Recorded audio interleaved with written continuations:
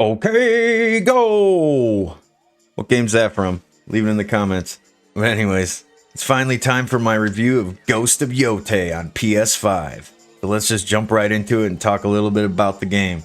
Ghost of Yotei is an action-adventure game where you play as Atsa, a wandering mercenary who adopts the persona of a vengeful Onryu in her quest to hunt down renegade samurai Lord Saito and his ragtag gang, the Yotei Six, who had slaughtered her family, destroyed her home, and left her for dead, pinned against a burning ginkgo tree with their father's katana.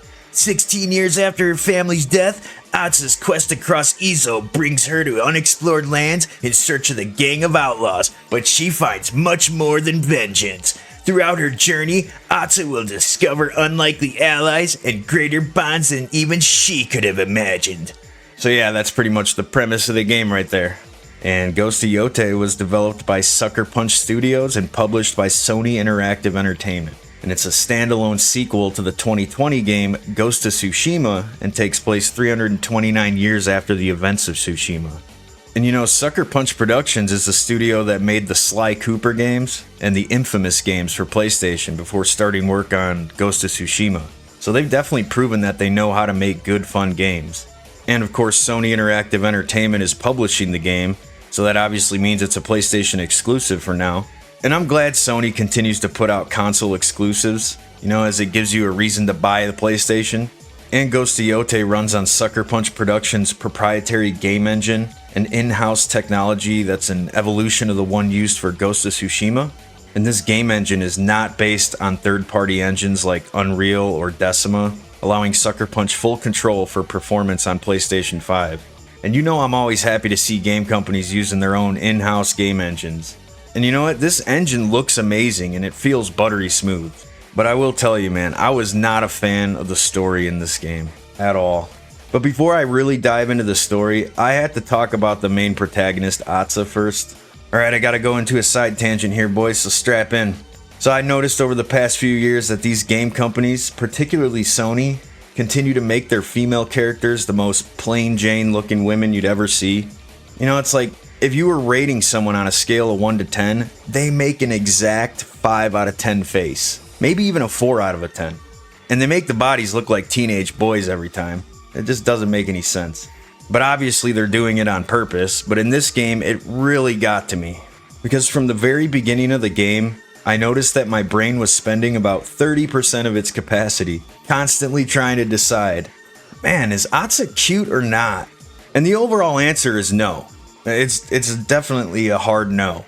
But there will be angles or certain cutscenes where you're like, you know what? She don't look that bad. And then literally 1 minute later, you're like, damn, she kind of looks like Andrew Tate, boys. Maybe somebody in the comments can explain the psychology behind this, but all I know is that after a while, I just had to put a mask on her face and call it a day so that my brain would stop asking the damn question. There's really strange stuff here. And also, since she looks like a teenage boy, it really doesn't help things during the story to suspend your disbelief. I mean, you constantly have these weird situations where the roles are reversed. You know, like a guy will be crying at Atsa's feet, asking her not to go fight in the battle because she might die. And her telling him it's gonna be alright and that she has to do this. It's just straight role reversal to the point where some moments are just laughable. She's telling 4 grown-ass samurai that they better not mess around or else. And it just makes you cackle every time. And as for the actual story itself, I just couldn't really get into it the way that I did with Ghost of Tsushima. Because you know what, in Tsushima, I really enjoyed learning the history behind the Mongols when I would find their little artifacts and stuff. And they would tell you cool little tidbits of information, you know, things like how the Mongols kept their drinking water cold on their horses using like a special type of pouch or something. And these were very unique and interesting historical facts to me that I had no idea about, so I really enjoyed that.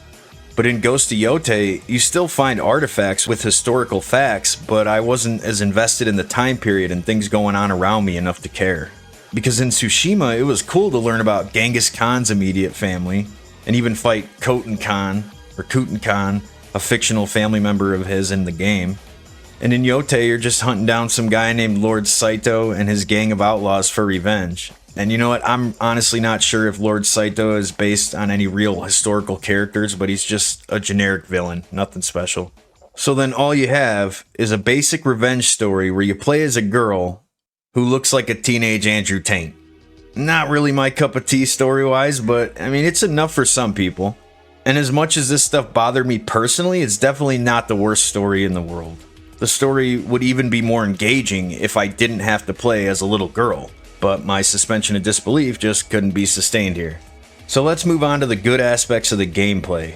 The combat and menus are pretty much the exact same from Ghost of Tsushima, down to the menu style and gear upgrades, so you can pick up right where you left off. And the core swordplay from Ghost of Tsushima remains fluid and satisfying, but Ghost of Yotei expands on it with a broader arsenal and a few new mechanics. Because in Ghost of Tsushima, you were limited to only your katana while switching stances for different enemy types, while Atsa can wield multiple primary weapons like the Odachi, which is a spear, the Kusarigama, a chain sickle, and even a matchlock rifle. And stances have now been replaced by seamless weapon swaps, allowing mid-combo transitions for more dynamic fights. And you acquire abilities that you can use, such as Onryu's Howl, which terrifies enemies and calls in your wolf companion. And yes, you also get access to a wolf companion that joins battles to distract or maul your foes. And this wolf saved my ass so many times, so I was happy to have this little guy around. And you also get access to the longbow a lot earlier in this game than you did in Ghost of Tsushima, so it helps early on with the stealth missions a lot. And you now have the ability to pick up enemy weapons after they've been killed and throw them at other enemies. And this tactic comes in handy a lot. It definitely helps you make short work of large groups of enemies, so it was pretty badass. And Atsa's gear has more variety compared to Tsushima. Beyond having more outfits and dyes than ever before, you can now tweak new weapons individually, mix armor for playstyles like more stealthy or more tanky, and equip headpieces with functional perks. This has so much more character customization than Tsushima did. From the way you look to your individual playstyle, you can play it however you want. And you have the same amount of charm slots as you did in Tsushima as well, except now there's a little twist. What a twist! You start with just one slot and unlock the rest by collecting charms. And additionally, you can convert minor slots into major ones for stronger buffs, offering more flexibility in your builds without increasing the slot count.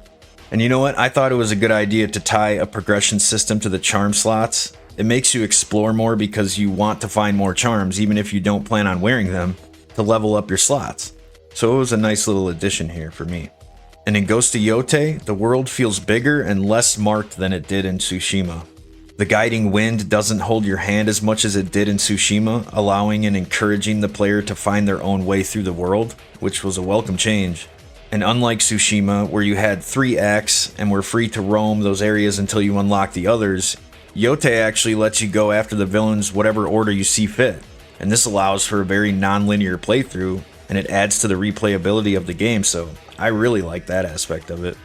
And they added a new spyglass tool, which allows you to spot and pin distant landmarks, which then summons the guiding wind to lead you there. And the spyglass was a nice little addition that made it easier to navigate the non-linear world and find your bearings. Also, you can collect treasure maps that lead to different altars, shrines, or bamboo strikes. And these maps only show a piece of a map, like a puzzle piece. And these little puzzles were enjoyable enough.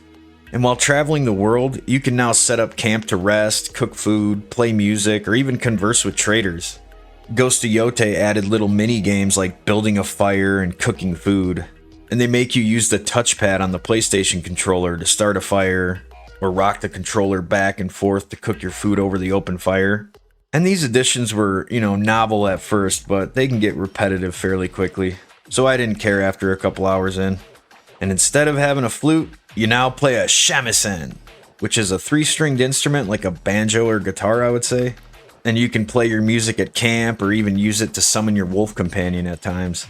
And also, Ghost of Yotei offers different game modes as well to change up your experience. For instance, Exploration gains lo-fi music overlays in Watanabe mode for chill vibes, while the combat amps up gore in Mike mode. And these are fun to play around with, and I highly recommend Mike mode because it's fucking brutal! Alright, let's move on to the bad aspects of the gameplay. As much as it's a positive that the gameplay is exactly like Tsushima, it's just as much a negative. Because when I played through Tsushima, I really started to get burned out and bored right around 60% of the way through. But at that point, I was just determined to finish. Plus, I was actually into the story of the game. But the main reason why I got burned out was because I had done all of the side quests and explored everywhere, so my character was fully upgraded already at about the halfway point. And this made the rest of the game a bore, because I wasn't getting any new techniques or weapons. I was super overpowered for most things, so I just cruised right through the camps. So because of this, and Yotei's gameplay being the exact same in every way, I found myself getting burned out way earlier into this one. And this had a bit to do with me being turned off literally and figuratively by the story and having to look at Atsa. But the repetitive gameplay loop got stale really quickly because of it. So by the 20-hour mark, I was already starting to get that Assassin's Creed feeling. You know, you've seen everything already, you're doing the same things over and over again, and you have zero interest in the story or characters. And you know, at that point, I just pushed on for about 5 more hours before I just couldn't do it anymore. The gameplay starts to lose its allure fast from there. So while it's good that the gameplay loop is familiar and easy to get into, it quickly devolves into Assassin's Creed tier repetitiveness, which erodes your fun factor each hour you play going forward. And I just don't think this game has enough additions to gameplay to really push the franchise forward. Because you know what? A great example for me is Death Stranding this year. Death Stranding 1 is a fun game, but it's very basic compared to the second one. It almost comes off like Death Stranding 1 was a tech demo for the actual game, which was Death Stranding 2. I mean, there were so many features added on top of the Death Stranding 1 formula. From more guns and gadgets, to more vehicles, to more environments, to more weather changes, to more combat techniques and scenarios, the list goes on. That's how you do a sequel right. It's the same game, but not at all. But when it comes to Ghost of Yotei, it's just the same exact game, with minor additions. So it would be like if Death Stranding 2 just added like 1 new vehicle, 3 new weapons, and 10 gadgets, while also changing nothing to the gameplay. So because of that, Ghost of Yotei for me comes off more like a copy-paste job than anything, unfortunately. Because they still have you chasing foxes and birds around, but now you chase wolves too. They lead you to altars, shrines, hot springs, and bamboo strikes. But, you know, they can be very distracting when traveling to missions or battling in the open world.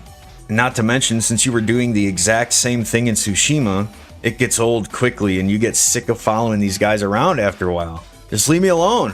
I'm exploring over here. The game doesn't want you to think it's holding your hand, but it's holding both of your hands the entire way. Because if you didn't have the treasure maps, you could still find all the spots by just following all the damn foxes, birds, and wolves. Foxes and birds and wolves. Woo-hoo-hoo. Running around out here, man. They show you where everything is. I was not a fan of that. And you know what? The combat became stale fast for me, especially after playing Tsushima, like I said. Because it's the same, even with the new weapons. The combat system is the exact same to a T as Tsushima. No pun intended. It's nice to have new weapons to use, but it's just a cosmetic thing in a way. Because it still plays the same way. Just instead of switching stances with one weapon, you're switching weapons to match other weapons. Nothing has changed here at all, from shooting your bow to swinging your sword to riding your horse. It's all pretty much a copy-paste job. Now, if you're new to this franchise, then it might keep you entertained for longer. But as someone who 100%ed Ghost of Tsushima, I was over the combat 2 hours in. And, you know, the climbing in this game is just okay.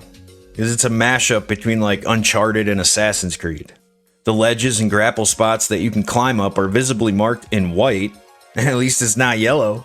And nothing about climbing around is good or bad. It's just been done like this so many times now that it feels like a relic of the past. Nothing really new here.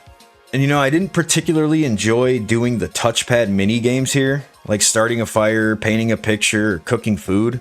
Although it's a novel game mechanic to add here, it quickly becomes time-consuming, boring, and burdensome once you've done it a few times. And you're just like, cook the damn food already! I just want to fucking eat and get back to it! Cool idea, is just not a fun one. And as of the launch of this game, there's no multiplayer modes available. Although they already said that they plan on releasing multiplayer modes for it in 2026. And Sucker Punch did the same thing with Ghost of Tsushima, and they came through on their promise, so no reason for us to not expect them to deliver here. But for me, the multiplayer modes were the best part of Ghost of Tsushima, by far. I mean, they had stealth missions, horde mode, good loot, and an awesome progression system. And those modes were so fun to play with your friends too. So I'm actually looking forward to coming back and playing them once they're released for Ghost of Yotei, really. So to summarize the gameplay, for better or worse, the gameplay is pretty much the exact same as Ghost of Tsushima. It's solid and easy to get the hang of, but can become repetitive fairly quickly, especially if you've already played Ghost of Tsushima. And the new additions to the game aren't enough to set it apart from its predecessor. And since the story and main character are lackluster from the start, the holes in the gameplay become glaringly obvious since that's the only thing keeping you playing at that point. So let's move on to the good aspects of the visuals. The graphics look absolutely phenomenal in this one. As soon as I started the game, I was immediately blown away by how shockingly realistic the game looks, especially during certain cutscenes. And I was running the game in quality mode on my base PS5, and it ran like a champ. I could not run Death Stranding 2 on quality mode because I had very bad stuttering, but Ghost of Yotei ran perfectly, so props to Sucker Punch for actually optimizing their game correctly. And this game looked so realistic sometimes that I could see the peach fuzz coming off Atsu's face like bitch wax on, wax off. Damn. And I can appreciate the art style of the game, and I thought the different outfits and weapon skins were pretty good in this one. Between the different masks, hats, and outfits, you can make Atsu look exactly how you want, which helps when having to stare at her Andrew Tate face. So moving on to the bad aspects of the visuals. I don't really have too many bad things to say about the visuals here other than the character design for Atsu, but we talked about that already. I had a few moments where I glitched through some objects here and there, but overall the game looked and played very smoothly. So to summarize the visuals, Ghost of Yotei truly does look amazing from a graphical standpoint. The game felt and looked well optimized and really went out of its way to show off the power of even the base PS5. It's just too bad you're stuck looking at teenage Andrew Tate the entire game. Alright, moving on to the good aspects of the sound. The music and sound effects were done very well in this game. The sound effects were awesome, from hearing the swords clanging together, to fires burning, to the snap of the bow. It all came together to give you that authentic old Japanese feel.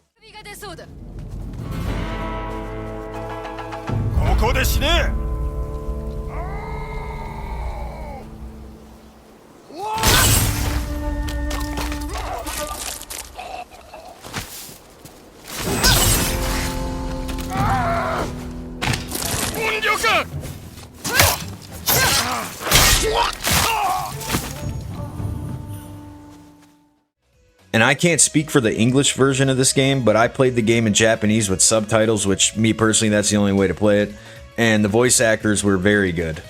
It seemed like they really took their roles seriously and gave it everything they had, and I loved every second of the dialogue because of it, so appreciate that, voice actors. Moving on to the bad aspects of the sound. The music was fitting for the different settings, but was also forgettable. I mean, it wasn't bad per se, just nothing that stays in your head. But other than that, I really didn't have any issues with the music and the sounds of this game, and actually quite enjoyed it. So to summarize the sound, the overall sound in this game was done very well, like I said. I had no issues with the music, sound effects, or the voice actors in this game, other than the music being pretty forgettable. That's about it. So moving on to my final thoughts. Well, after 100%ing Ghost of Tsushima, I was really looking forward to seeing what additions were coming to the gameplay in Ghost of Yotei. But unfortunately for me, I was expecting Death Stranding 1 to Death Stranding 2 levels of additions and innovations, but instead, I got a copy-pasted version of Ghost of Tsushima with a couple shiny new toys, but no big changes to gameplay. The gameplay is the exact same as Tsushima. Putting out the exact same game is bad enough, but when they went and made you play as teenage Andrew Tate, I mean, come on, who the hell wants to look at that the entire playthrough? I certainly didn't. So I put a mask on her to cover up the madness, and it was still insufferable. You have this teenage boy-looking character telling grown-ass samurai that they better calm down or else she's gonna mess them up. Yeah, okay, it's just laughable, you know, and nobody is buying this woke gender swap garbage anymore, man. If you want to make a female character, fine. But don't make the female character look like teenage Andrew Tate. And if you do, at least let me pull out my Lamborghini instead of my horse. Damn, at least make it fun. But you know what? The saving grace of this game, and the main reason why the first one was so good for me, is the multiplayer modes, which are not available until sometime in 2026. This would be the main reason to buy this game, but since the mode isn't there at launch, it really hinders the overall experience of the game. So, should you buy Ghost of Yotei?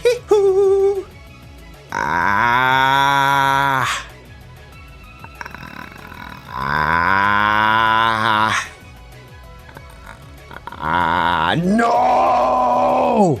No, don't buy this game. At least not right now at full price. There's definitely fun to be had with this game, but not for $70, and especially not without the multiplayer modes. This game will be worth it simply for those modes alone when they come, in my opinion. But I would wait until after the multiplayer modes are released and the game is at least half off to purchase Ghost of Yotei. Only then will it be worth a buy. And that's all I got to say about that. So yeah, let me know what you guys think down below if you did play this game. Do you agree with me? Do you disagree? And I can definitely understand why people would like this game. I mean, I liked a lot of aspects of it too, but the story and the characters and stuff just really hinders the experience. And with no multiplayer modes, I just can't justify $70, but I can understand why other people would. So it's just a difference of opinion, and it depends on what you like, you know? One of those games. But yeah, let me know what you guys think. I gotta get out of here. But until next time, take care of yourself and each other.